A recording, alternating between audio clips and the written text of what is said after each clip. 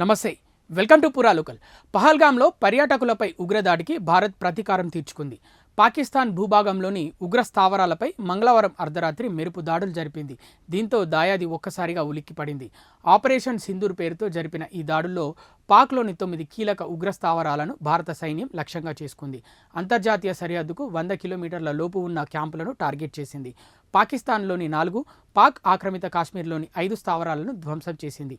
ఇందులో జైషే మహమ్మద్కు చెందిన 4, లష్కరే తోయిబాకు చెందిన 4 క్యాంపులు ఉన్నాయి.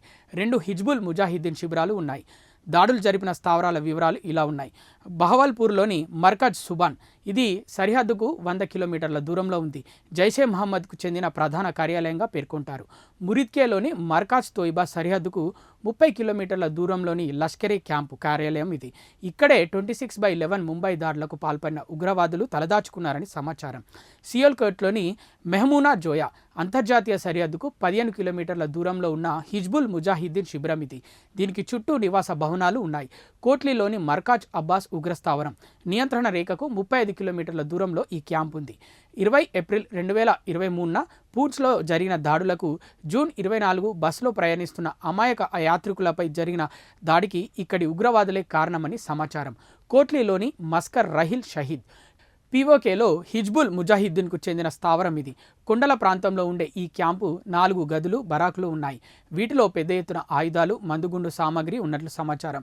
ముజాఫరాబాద్లోని షవాయ్ నల్లాహ్, పాక్ ఆక్రమిత కాశ్మీర్లోని తంగ్దర్ సెక్టార్లో సరిహద్దుకు 30 కిలోమీటర్ల పరిధిలో షవాయ్ లష్కరే క్యాంప్ ఉంది. ఈ ముఠాకు కీలకమైన క్యాంప్ ఇది. ఇక్కడే లష్కరే కేడర్ నియామకాలు, శిక్షణ వంటివి చేపడుతున్నారు. 2000 నుంచి ఇక్కడ కార్యకలాపాలు సాగిస్తున్నారు. బర్నాలలోని మర్కాజ్ అహ్లే హదీద్ ఉగ్రస్థావరం, ఇది లష్కరే తోయిబా ఉగ్ర క్యాంప్. పూంచ్, రాజౌరి, రియాసీ సెక్టార్లోకి లష్కరే ఉగ్రవాదులు ఆయుధాలను పంపించేందుకు దీన్ని వినియోగిస్తున్నట్లు సమాచారం. ముజాఫరాబాద్లోని సైద్నా బిలాల్ ఉగ్రస్థావరం, పీఓకేలోని జైషే ప్రధాన కేంద్రాల్లో ఇది ఒకటి. ముజాఫరాబాద్ రెడ్ పార్క్కు ఎదురుగా ఉంటుంది.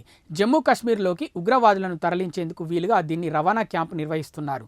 ఇక్కడ ఎప్పుడు 50 నుంచి 100 మంది ఉగ్రవాదులు ఉంటారని సమాచారం. తెహ్రా కలాన్లోని సర్జల్ జైషే మహమ్మద్ ఉగ్రస్థావరం ఇది. దీన్ని కూడా జమ్మూ కాశ్మీర్లోకి ఉగ్రవాదులను పంపించేందుకు ఉపయోగిస్తున్నారు. ఇవి ఇప్పటివరకు ఉన్న అప్డేట్స్. మరిన్ని అప్డేట్స్ కోసం చూస్తూనే ఉండండి పురా local, your choice for local voice.